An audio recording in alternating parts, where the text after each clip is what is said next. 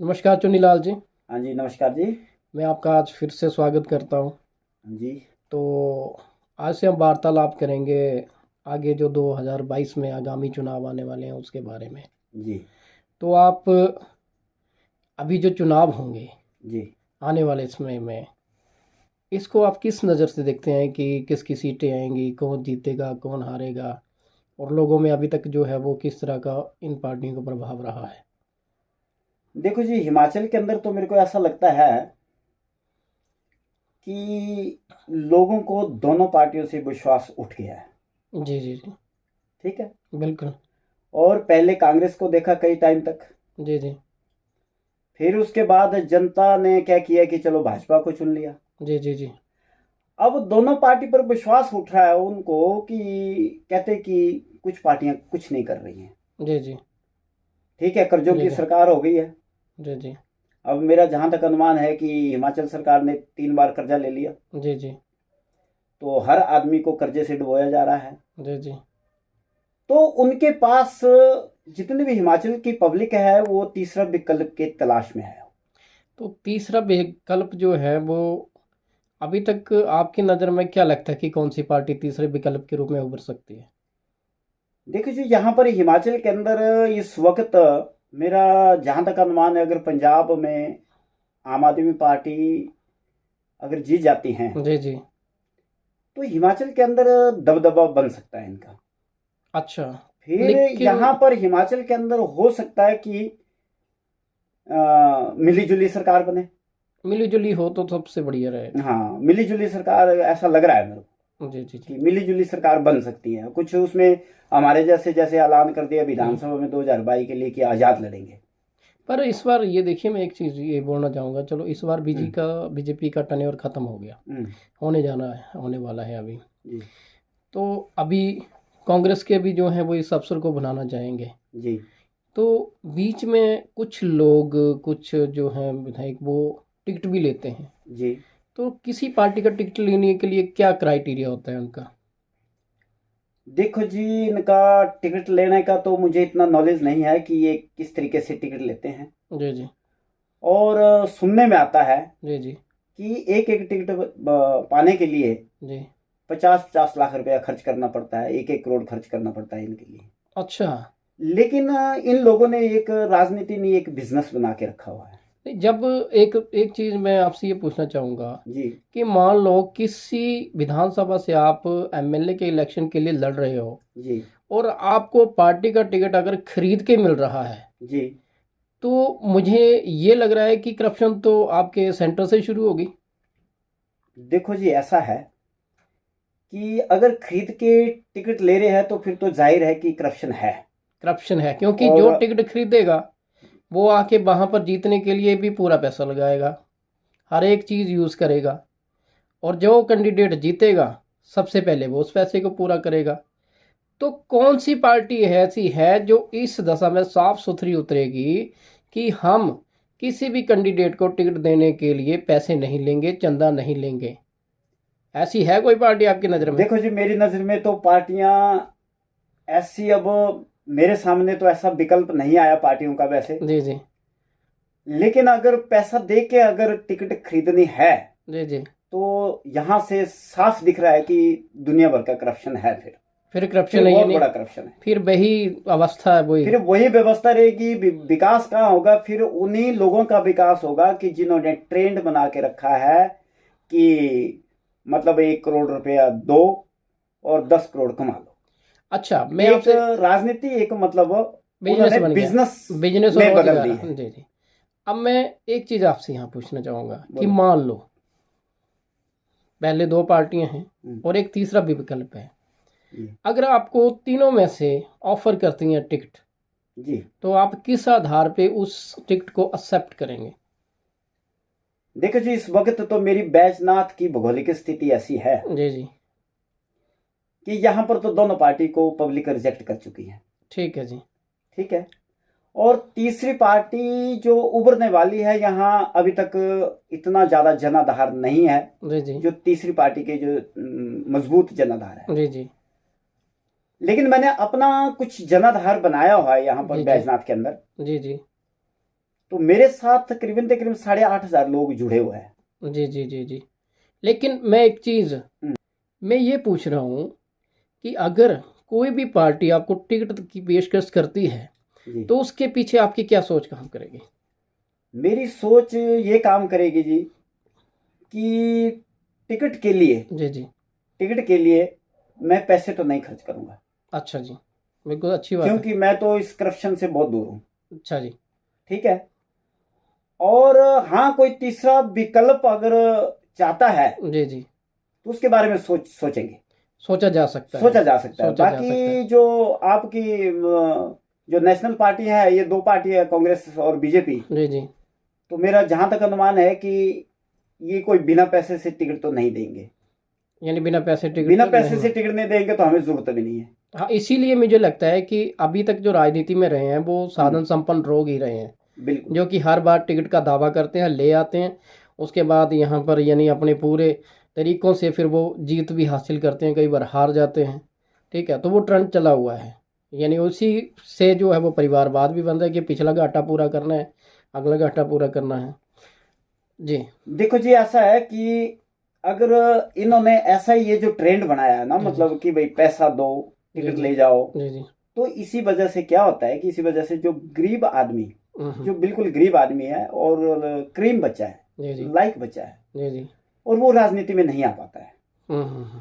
तो मेरी तो पहले भी आपने इंटरव्यू लिया था, जी जी। तो उसमें मैंने कह दिया था कि भाई जितने भी गरीब आदमी को भी राजनीति में आने का हक है। आपकी मैं इस बात का समर्थन करता हूँ। देखिए, मैं आपको एक कहावत सुनाता हूँ जो सत्य है। हम्म, ये किसी देश की है, डेवलप कंट्री की, कि उस देश में जो अकाल पड़ा जी, तो वहाँ की रानी ने पूछा अपने मंत्री से कि ये लोग जो हैं, ये नीचे जो भीड़ इकट्ठी हुई है, ये मांग क्या रहे हैं?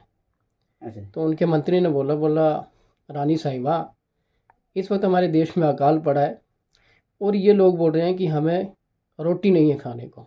जी, तो उस रानी ने जवाब दिया, बोले मंत्री जी आप इनसे कहो कि ब्रेड खा लें। अच्छा, यानी इस वक्त जो सत्ता है वो उन ब्रेड खाने वाले लोगों के हाथों में है, जिन्हें यही पता नहीं है कि एक गरीब आदमी की समस्या का, बिल्कुल जी, उसका क्या हल है। वो सिर्फ अपने नज़रिए से इस देश को देखते हैं, गरीब आदमी के नज़रिए से इस देश को नहीं देखा जाता। क्या इस बात में सत्यता है? देखो जी, बिल्कुल सत्यता है इसमें। और मेरी एक सोच है। जी जी देखो, देश के अंदर आज जब जब इलेक्शन आते हैं तो रेवड़ियाँ बांटने का काम होता है। जी जी जी जी। ठीक है। और आपको घर दे दिया, हम्म, आपको दाल चावल दे दिए, बिल्कुल राशन दे बिल्कुल दिया, बिल्कुल 5 किलो किट दे दी बिल्कुल राशन की। बिल्कुल। लेकिन क्या आपको एक घर देने से और शौचालय देने से क्या गरीबी दूर हो जाएगी? नहीं होगी। मेरी ये सोच है कि घर देने के बजाय, उज्ज्वला सिलेंडर देने के बजाय जी जी। और शौचालय देने के बजाय उसको रोजगार क्यों नहीं दिया जाए? बिल्कुल सही बात है। अगर आपकी। हम रोजगार देते हैं जी जी तो वो घर भी बना लेगा, जी जी। वो गैस चूल्हा भी खरीद लेगा। पिछले एक बार किसी न्यूज़पेपर में मैंने जी, किसी एक नेता का मैंने एक पढ़ा था टाइटल, जिसमें उसमें किसी इलाके में बात की गई थी, अगर यहाँ से 4 लेन रोड निकलता है जी, तो मैं अपने उन शाहपुर वासियों के साथ हूँ जी, कि मैं वहाँ पर जो इस चीज़ का विरोध करूँगा। ठीक है, लेकिन वहाँ पर उन व्यक्तियों की सोच क्यों नहीं जाती कि वो ये कहता कि देखिए 4 लेन जो बन रहा है वो हमारी तरक्की के लिए एक आगे का एक पग है, लेकिन अगर मैं जीतता हूँ तो मेरा ये रहेगा यहाँ पर प्रयास कि जो परिवार वहाँ से प्रभावित होंगे उनको 4 लेन बनने से पहले मैं एक व्यवस्थित तरीके से दूसरी जगह शिफ्ट कर दूंगा, ताकि उनके रोज़गार को फ़र्क ना पड़े, ताकि उनके लाइफस्टाइल को ना फ़र्क पड़े। ऐसी सोच वाले नेता कहाँ मिलेंगे अब आपके पास हैं?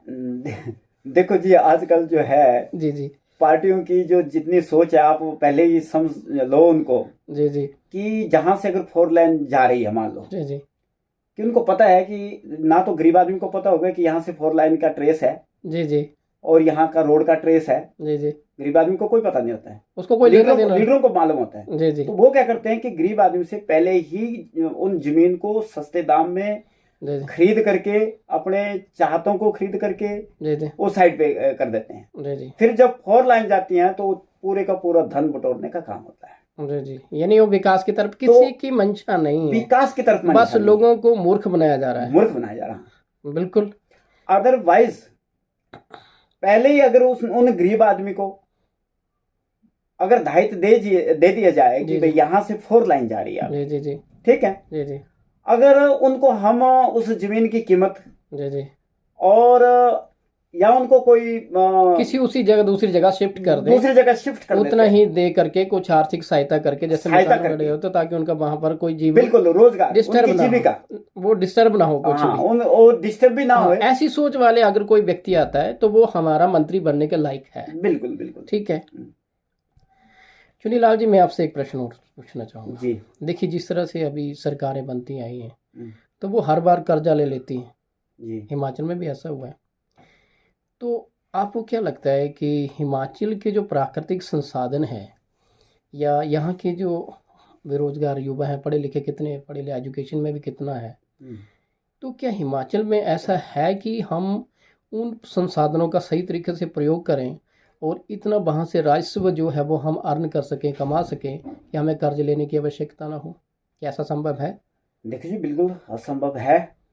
और हमारे हिमाचल के अंदर देखो बहुत कुछ रॉयल्टियाँ ली जा सकती हैं, जी जी और बहुत कुछ मतलब इनकम के सोर्सेज जनरेट किए जा जी सकते जी जी हैं। जी जैसे हमारे देखो यहाँ पर बिजली के जितने भी प्रोजेक्ट लगे हैं, जी जी ठीक है, जी जी और यहाँ पर हमें बिजली शायद महंगी है, पंजाब में सस्ती है, जी जी ठीक है, जी जी और यहाँ से हमारा पानी जी जी हिमाचल से जी जी बाहर जाता है, जैसे पंजाब जाता है, जी वहाँ जी भी प्रोजेक्ट लगे हुए हैं, जी जी तो हम पानी की रॉयल्टियाँ ले सकते हैं जी बाहर जी से, जी जी ठीक है, जी और इनकम के साधन हिमाचल के लिए बढ़ाए जा सकते हैं, जी जी ठीक है, जी जी और बहुत सारी उद्योग भी लगाए जा सकते जी हैं। जी बहुत सारी भूमि है खाली जी पड़ी जी है, जी जी वहाँ उद्योग भी लगाए जा सकते जी हैं। जी और हमारे लोग हिमाचल के अंदर बहुत मेहनती लोग हैं यहाँ, जी जी ठीक है, जी जी अगर सरकार कुछ करके दे तो। जी जी। देखिए, यहाँ पर जो है वो हर परिवार के मेरे ख्याल गुजारे लायक जो वो ज़मीनें भी हैं। जी ठीक है, अगर वो वहाँ पर फसल उगा सकते हैं, और जहाँ पर नहीं होती है तो वो विभागों को चाहिए ना कि वहाँ पर पता करे भाई कौन सी फसल वहाँ पर की जा सकती है, कौन सी क्रॉप की, ताकि वो जो है उसका बेनिफिट जो है वो उन लोगों को पहुँचे डायरेक्ट। तो आपका इसके बारे में क्या कहना है? देखो जी, सबसे बड़ी बात है कि हिमाचल में जितनी बार भी कर्जा ले रहे हैं, जी जी और कर्जे की सरकार हो गई है, जी जी ठीक है, जी जी लेकिन अपने खर्चे कम कर दें।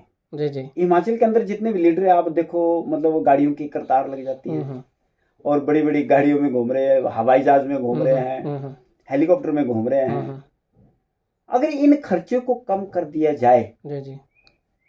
तो क्यों नहीं हिमाचल विकास यानी कर आपके सकता? बोलने का मतलब है कि हम जितनी फैसिलिटी को कम यूज़ करेंगे, हम जितना बचत करेंगे, हमारी स्टेट उतनी ही समृद्ध होगी। बिल्कुल जी। पर वो है कि हमें अपने, अब देखिए ना, एक मंत्री जो यानी 2 ढाई 3 लाख या जितना भी उसको मिलती है, जो भी मिलता है उसको हर चीज़ फ्री मिलती है, अगर वो भी अपने खर्चे कम करे, ठीक है, वो दे सकता है। अगर विधानसभा में कैंटीन है तो वहाँ पर वो फुल जो अमाउंट होता है उसको पे कर सकता है। वो फैसिलिटी तो हमें नेशनल हाईवे पे जितने भी लोग हैं ढाबों में, वो थोड़ा सा उसका डिस्काउंट करके लोगों को देना चाहिए।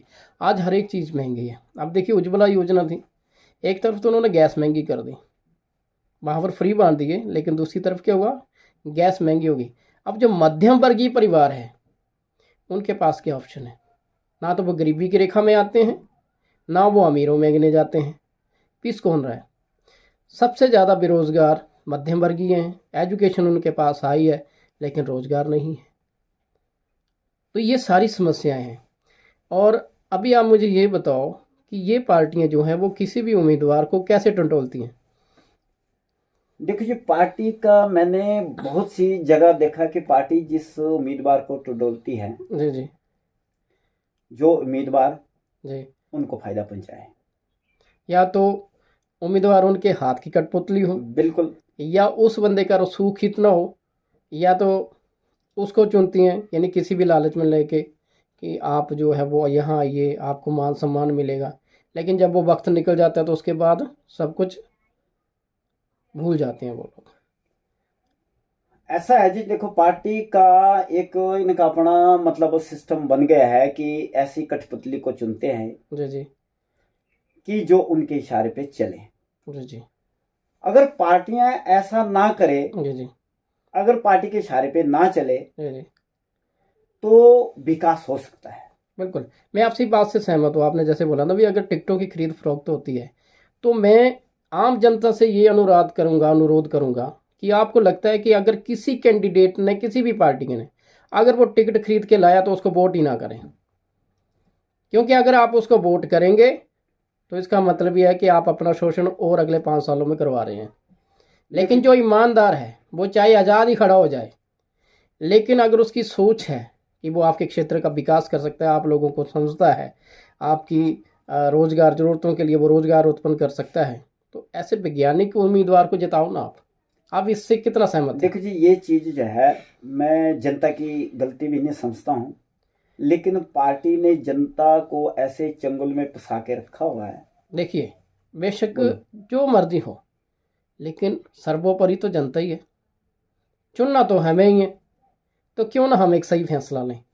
देखो जी, ऐसा है कि जनता बेचारी मतलब फैसला लेने में मजबूत भी है। ऐसा नहीं है कि जनता तो ले मजबूत सकती नहीं है, है, ले सकती है। एक बार हो जाओ ना, एक बार कर्मठ हो जाओ एक बार। अगर आप एक रात में नहीं बिकोगे तो कुछ नहीं बिगड़ने वाला। आपने 5 साल भी तो ऐसे निकाल दिए, उस रात क्यों बिक रहे हो? उस रात बिक जाओ, सही फैसला ले लो।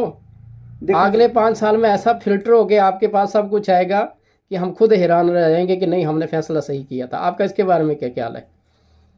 देखो जी, जनता जो है, वैसे मेरे हिसाब से जनता तो बेचारी बहुत अच्छी है, भोली भाली जनता है। हम्म। लेकिन उनको ठगा जाता है। ठगने वाले जो करप्ट नेता, करप्ट जितने भी नेते तो करप्ट हैं, नेता जो है। पर ये है देखो, मैं भी तो एक वोटर हूँ, मैं भी वोटर हूँ। हम्म, अगर मैं किसी प्रलोभन में नहीं आता हूँ तो मैं एक अच्छा फैसला दे सकता हूँ। ठीक है, क्या होगा एक रात में भूखा सो लूँगा। माँ भी तो अपने बच्चों के लिए भूखा सोती है, सोती है कि नहीं? अपने बच्चों को खिला देती है, खुद भूखी सो जाती है। तो एक बार ये समझ लो कि हमें अपनी मातृभूमि के लिए एक अच्छे और व्यवहारिक और ईमानदार नेता चाहिए। तो हम एक बार तो अपनी तरफ से प्रयास कर सकते हैं।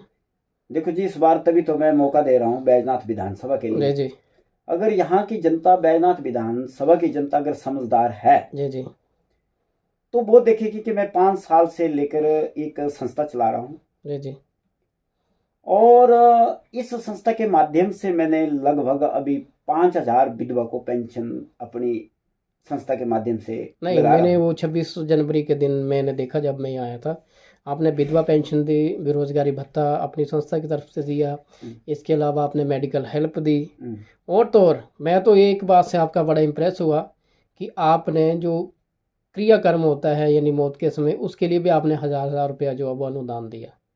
बिल्कुल। ठीक है, तो चलिए ये इसके लिए आप बड़े बधाई के पात्र हैं। तो मैं आपका धन्यवाद करता हूँ कि आपने आज अपना कीमती समय जो है वो इसके लिए दिया।